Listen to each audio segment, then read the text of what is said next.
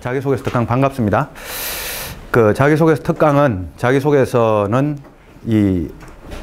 상당히 어렵죠. 자, 어려운데 오늘 어떻게 자기소개서를 적을 건지 한번 이야기해 보도록 해 보십시다. 이 자기소개서가 인사 담당자한테 가면 읽혀져야 된단 말이죠. 읽혀져야 붙을 거예요. 읽혀지지 않으면 붙지를 못할 거예요. 근데 여러분들은 읽혀지지 않는 자기소개서를 적고 있단 말이에요. 안 읽어봐도 인사 담당자 입장에서는 안 읽어봐도 내용이 뻔한 자기소개서. 자기소개서가 뭐 때문에 어렵냐? 라고 학생들한테 취업준비생 여기 좀 더 어렵다고 생각하니까 이 자리에 있을 거 아니에요. 왜 어렵냐? 라고 물어보면 학생들이 뭐라고 답변하냐면 대부분의 사람이 저 경험이 없어서요. 라는 이 이야기를 제일 많이 해요. 자기소개서에 적을 만한 그런 뭐 화려하고 또 삐까뻔쩍하고 또 삐까뻔쩍하기보다는 적을 만한 그럴싸한 경험이 없어서요. 저 너무 평범하게 살았나 봐요.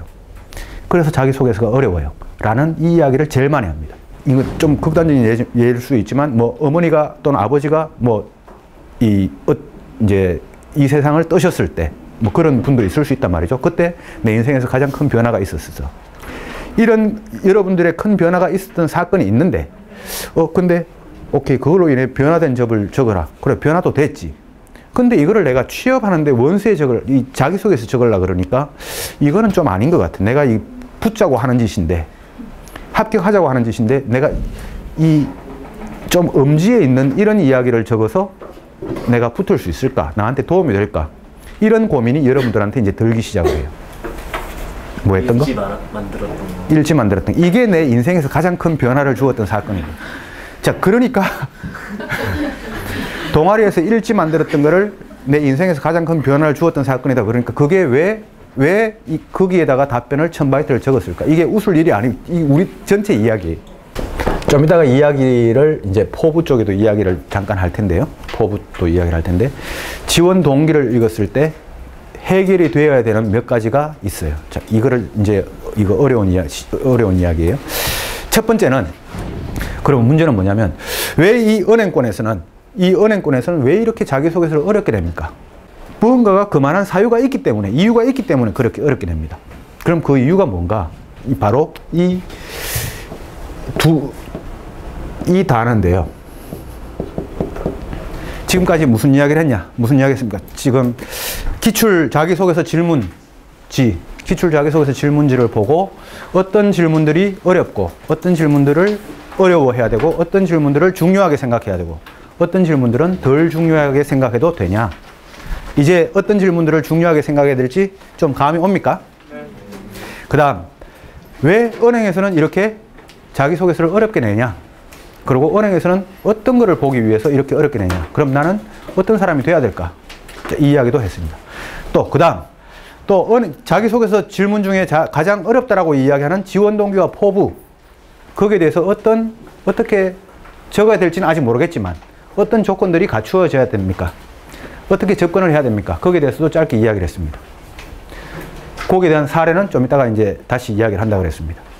내가 자기소개서를 내 자기소개서를 적어놓고 내가 과연 맞게 잘 적었나? 뭐 조금이라도 뭐 틀리게 적은 건 없나? 라고 서로 수학에서는 검산, 그리고 검증을 해볼 수 있는 툴이 13가지 정도 있다. 자, 13가지 이게 뭐냐? 어떤 사람이 저한테 이런 질문을 해요. 가장 존경하는 인물을 적으려고 그러는데 브라질의 룰라 대통령을 적을까? 아니면 유재석을 적을까? 고민하고 있대요. 그래서 누굴 적지? 룰라 대통령을 적을까? 유재석을 적을까? 고민하고 있는데 자기는 유재석을 적고 싶대요. 왜 유재석 적고 싶냐? 그러니까 룰라 대통령은 너무 흔할 것 같아서요. 라고 이야기합니다. 그래서 그럼 제가 다시 물었죠. 유재석은 안 흔할 것 같냐? 그러니까 안 흔할 것 같대요. 가장 존경하는 인물에 저를 적은 사람이 있어요.